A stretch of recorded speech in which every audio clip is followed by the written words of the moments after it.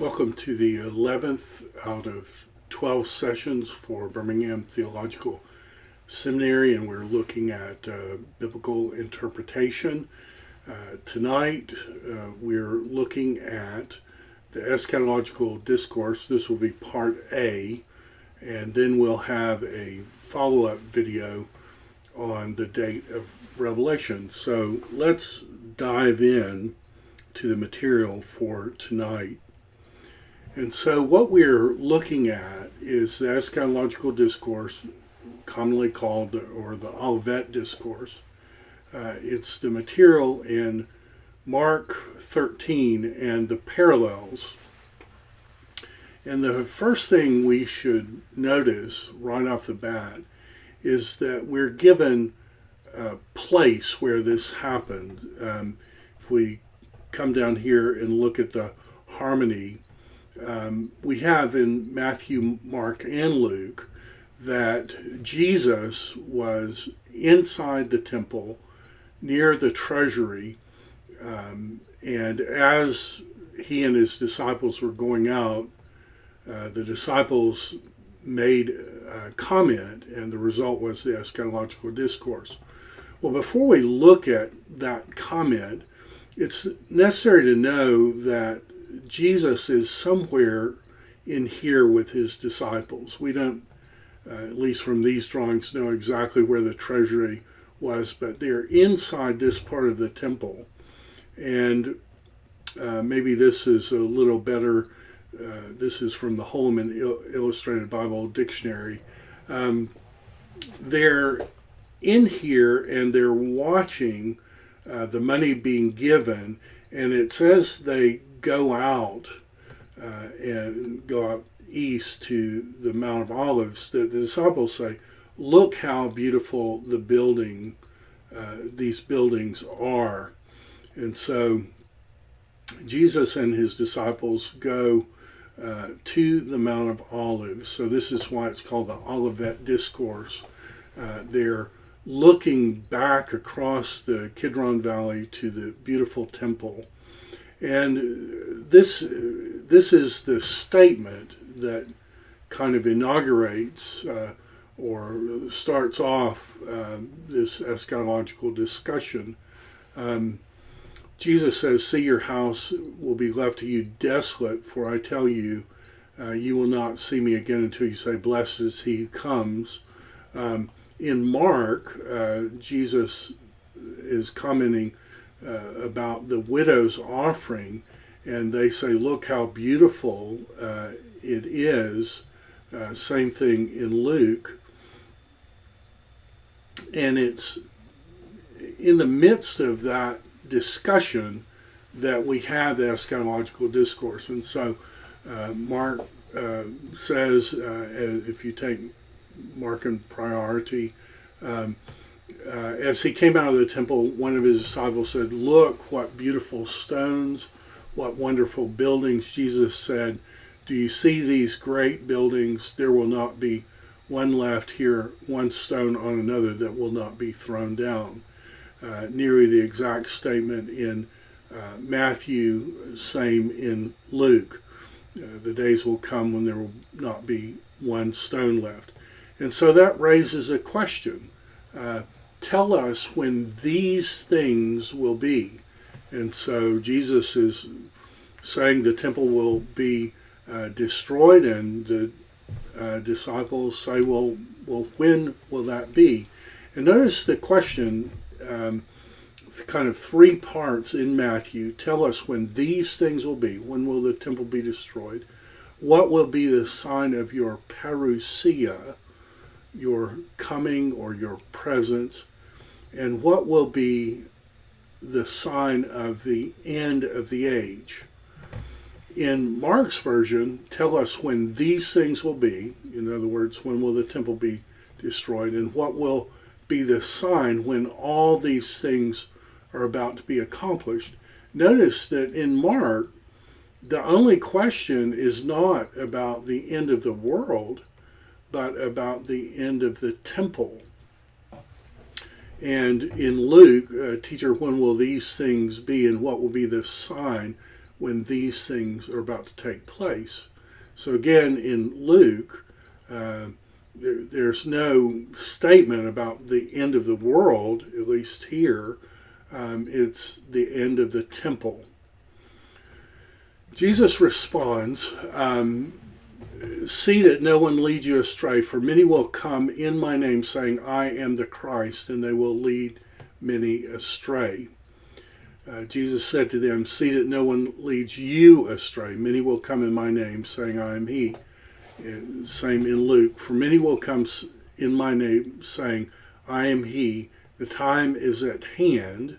What time are they talking about? Is it the end of the world or the end of the temple? Do not go after them. So this is instruction of Jesus to his disciples, saying, before the temple is destroyed, be careful, because many will say, hey, Christ has already come back. Now, if you're following along, I'll put a link in the display to this document, a Dropbox link where you can download it if you want. You can change the material around. Jesus says you will hear of wars and rumors of wars. When you, plural, hear, speaking to the disciples, when you hear of wars and tumults, you all do not be afraid. For these things must first take place, but the end is not yet. Now, this question of the end, is it the end of the temple or the end of the world? And if we go and look at Mark, in the initial question, when will these things about to be soon with ended? So all these are being connected, and it raises the question, is this the end of the temple, or is it the end of the world, or is it somehow both? Now, just truth in advertising here. I am a partial preterist, so I generally take these texts as pointing primarily at 70 AD. That is a position within the Christian church. It's probably not the majority position today. Probably the majority position is to see it virtually all about the end of the age. I'm less convinced of that, and I'm with Augustine and Jonathan Edwards, people like that, but it is a minority view. So I want you to be a Berean. I want you to come to the text and see for yourself, but just truth in advertising, that's where I've come down. I'm generally post-millennial in my approach, if you want to put a tag on my view. But this looks, at least to me, like Jesus is saying, you guys look out for this, because these things will happen before the temple is destroyed. Kingdom will rise against kingdom, earthquakes, kingdom against kingdom, earthquakes, various places, pestilences, and there will be terrors and great signs from heaven. Is this the end of the world, or is it the end of the temple? And then Jesus says, persecution, they will deliver you up to tribulation. And many people start wondering, well, is this like the great tribulation that's yet future for us? The great crushing, the thlebo, the root thlebo in Greek is about crushing, and thlipsis is the tribulation word.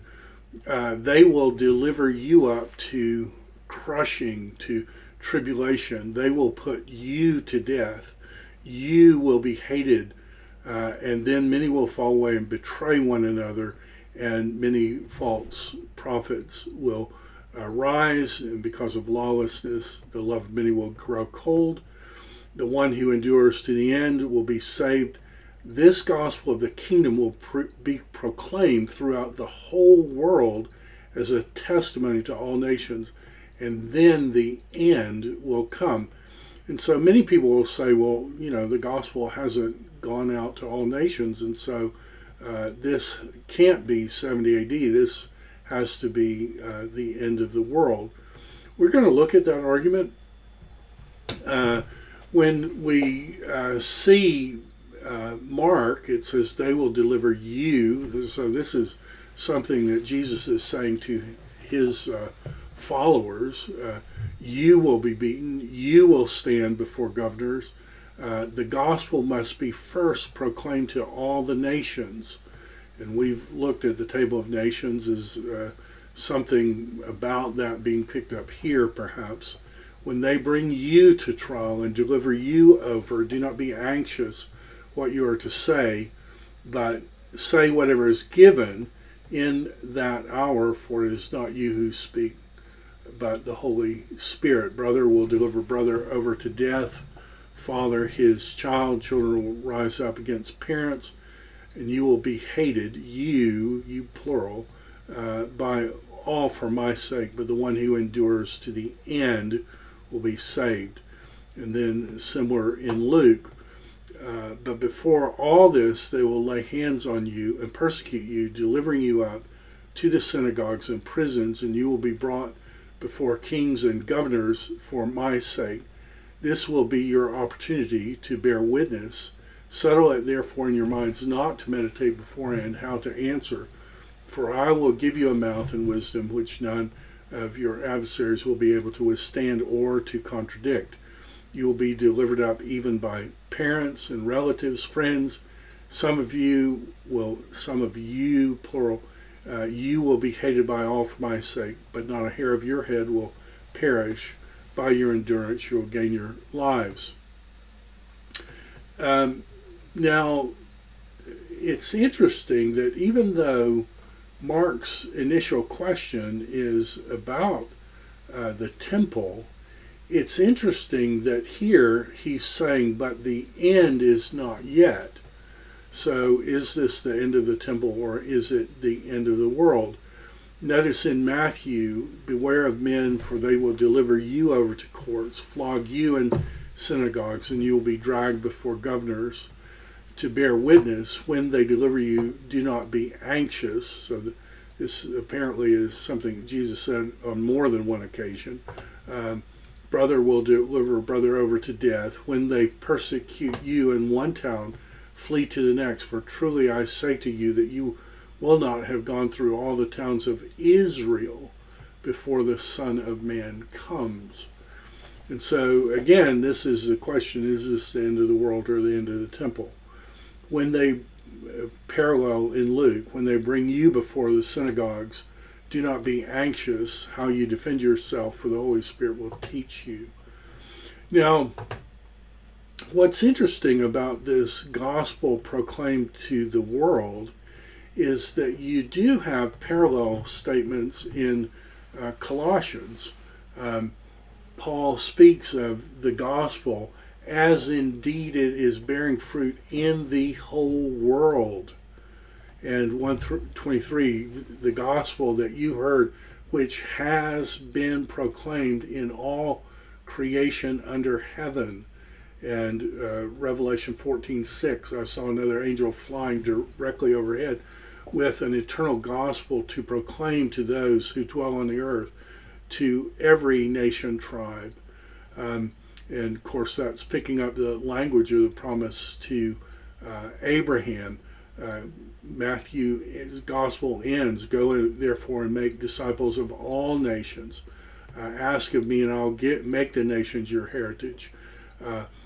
Psalm 22:27, all the ends of the earth shall remember and turn. Isaiah 2:2, it will come to pass in the latter days that the mountain of the house of the Lord will be established as the highest of mountains, and shall be lifted up in the hills, and all the nations shall flow to it. And then Luke's gospel ending, that repentance and forgiveness of sin should be proclaimed in his name to all nations, beginning from Jerusalem. You are the witnesses of these things. And so you could make the argument that this is like every single nation, but it depends on what this word, the whole world, means. I think it's maybe ekumene in the Greek, inhabited world, or so there's an issue there, and we'll need to ask ourselves. It speaks of the abomination of desolation. So when you see, you all plural, you disciples, when you all see the abomination of desolation spoken of by Daniel standing in the holy place, let the reader understand, then let those who are in Judea flee to the mountains. Let the one who is on the housetop not go down, and let the one who is in the field not turn back. And alas, for women who are pregnant, for those who are nursing infants, pray that your flight not be in winter, for there shall be a great tribulation, a great thlipsis, a great crushing, such as has not been from the beginning of the world until now, no, and never will be again. And if those days had not been cut short, no human being would be saved. But for the sake of the elect, those days will be cut short. Then if anyone says to you, look, here is the Christ, there he is, do not believe it. You all do not believe it. For false Christ and prophets will arise and perform great signs and wonders, so as to lead astray, if possible, even the elect. See, I've told you beforehand. So, if they say, look, he is in the wilderness, you all don't go. If they say, look, he is in it, you all don't believe in it. For as the lightning comes from the east and shines even to the west, so will be the parousia of the Son of Man. Now, many people will come to say that, well, obviously these things haven't happened, and therefore this is talking about the end of the world. And we're going to look at that. Notice a similar thing in Mark, when you all see the abomination standing where he ought not be, let the reader understand, then let those who are in Judea flee to the mountains. Let the one who is on the housetop not go down, nor enter into his house to take anything out, and let no one who is in the field not turn back. Let the one who is in the field, let him not turn back. Last, for women who are pregnant, those who are nursing infants, you pray that it may not happen in winter. For in those days there shall be such thlipsis, such crushing, such tribulation, as has not been from the beginning of creation that God created until now, and never will be. And if the Lord had not cut short those days, no human being would be saved. But for the sake of the elect, whom he chose, he shortened those days. And if anyone says, look, here is the Christ, look, there he is, you all, speaking to the disciples, do not believe it. For false Christ prophets will arise and perform signs, wonders to lead astray, if possible, even the elect. Be on your guard, I've told you beforehand. Much shorter version in Luke, when you see Jerusalem surrounded by armies. So abomination, abomination, Jerusalem surrounded by armies.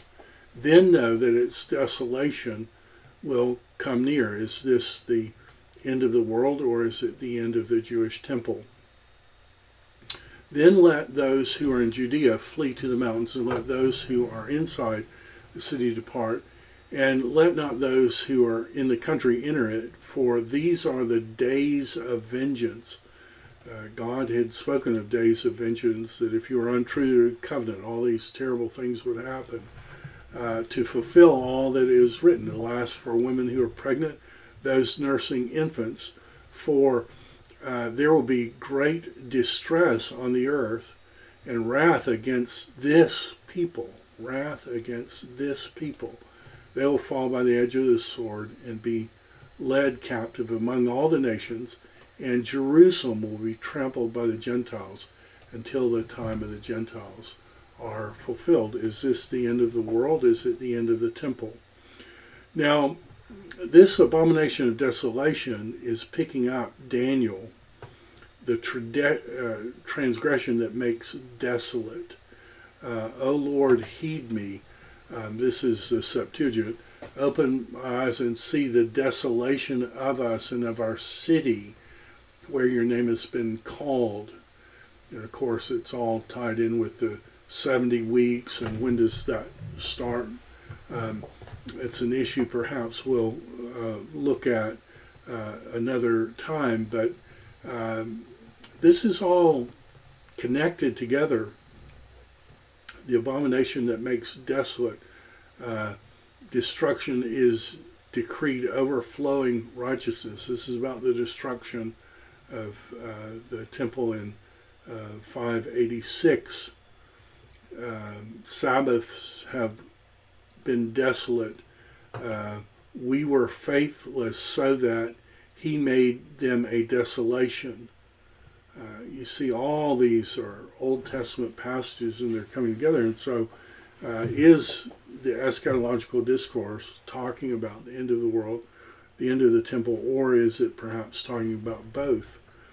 Immediately after those days of flipsis, the sun will be darkened, the moon will not give its light, the stars will fall from heaven. And many say, well, obviously that hasn't happened, and so it has to be the end of the world.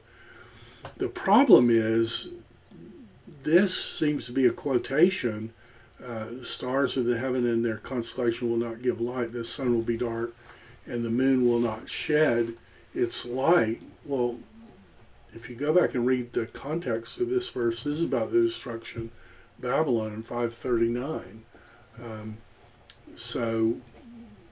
What is this talking about? Then will appear the sign of the Son of Man, and then all the tribes of the earth will mourn, and they will see the Son of Man coming in the clouds. Of course, this passage is referring, I guess I don't have it here, I should, to the Daniel 7, the Son of Man coming on the clouds to be presented before the Lord. Same thing here, stars will be falling, power shaken, the Son of Man coming with the clouds with great power and glory. Then he will send out his angels and gather his elect from the four winds of heaven, from the ends of the earth to the ends of heaven. And there will be signs in the sun, moon, and on earth, distress of nations and perplexity because of the roaring of the sea, and the people fainting with fear and foreboding at what is coming, for the powers of the heavens will be shaken. And then they will see the Son of Man coming in a cloud with power.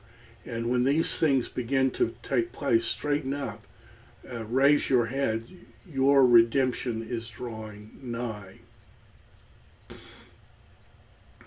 We have a section about the fig tree.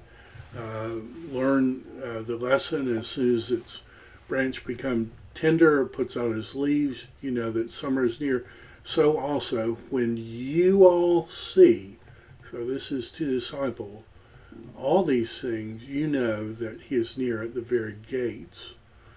And then Jesus says, truly I say to you, this generation, he's saying this in 30 AD, the temple is destroyed in 70 AD. This generation will not pass away until all these things take place. Heaven and earth will pass away, but my words will not pass away. Same in Mark, same in Luke. Revelation in the next video we do starts with, these are the things that must shortly take place. I think that's 1:1. And it ends with, these are the things that must soon take place. And so if this generation means a 40-year span, well, you could see how that would perhaps be connected with the destruction.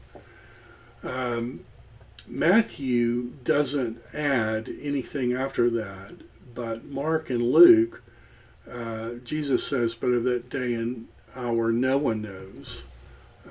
Watch, keep awake, lest it come on you suddenly.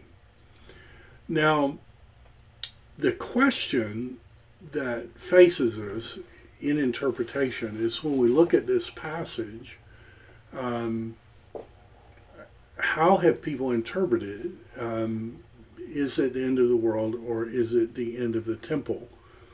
What many don't know in the discussion is there is a thing called the Christian flight to Pella. And you say, well, what is the Christian flight to Pella? Well, in the years leading up to the siege in Jerusalem, the Christian church saw something happen, and nearly all the Christians fled to a place just across the Jordan River called Pella. Eusebius talks about it. The people of the church in Jerusalem were commanded by an oracle given by revelation. So it's this, let the reader understand in Matthew and Mark. Before the war, to those in the city who were worthy of it to depart and to dwell in one of the cities of Perea, that is the region across the Jordan, which is out of Israel proper and into a Gentile nation, to a place called Pella. And to those who believed on Christ, traveled from Jerusalem, so that when holy men altogether deserted that royal capital of the Jews in the whole land of Judea. Epiphanius mentions that in these three sections. And so is the early church interpreting Mark 13 of the events leading up to the destruction of the temple? There are some interpreters who've come down on that, two prominent ones, John Gill and R.T. France, and you can download and read their comments. We've had this comment from Jones. This is a Catholic commentary, where he talks about these ideas of the parousia. Could this be a coming in judgment? Thomas Aquinas, when you're doing a history of interpretation, anytime you're in the Gospels, there's a resource called Catena Aurea.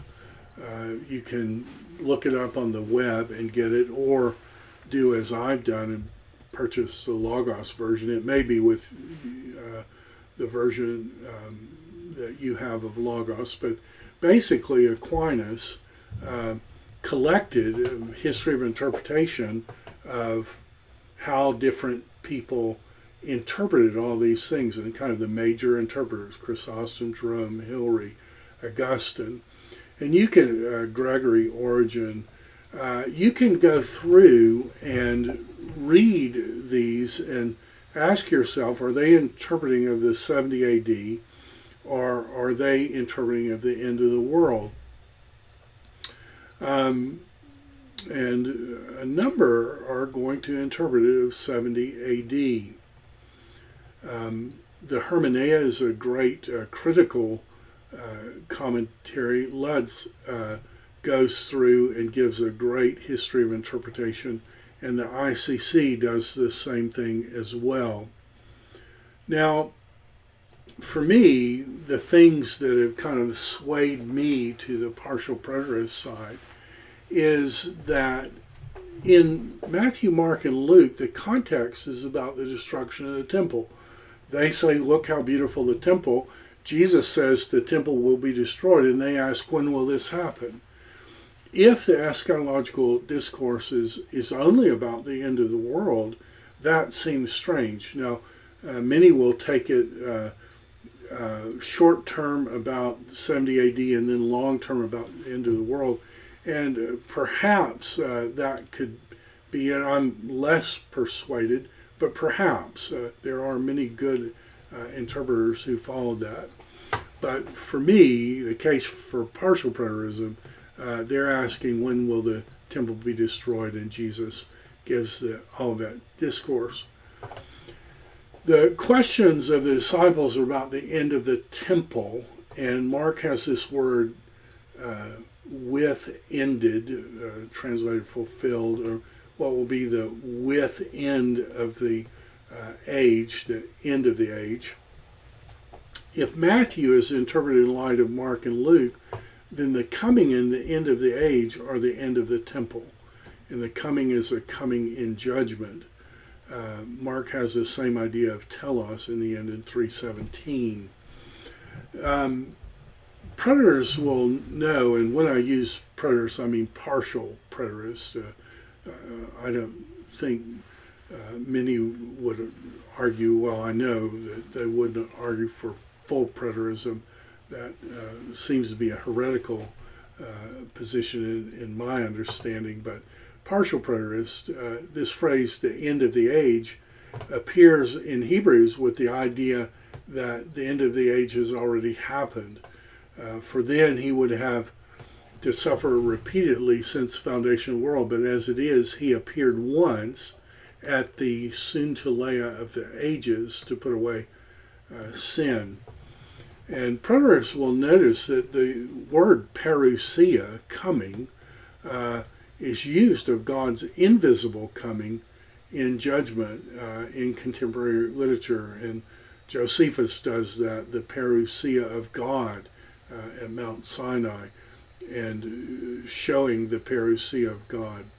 And the epistle of Diognetus, these look not like the works of man, but they are the power of God and are proofs of his parousia. That would make sense if this is some kind of partial preterism. Now, I want to stop there because some people will hear partial preterism and say, well, you don't believe Jesus is coming back visibly.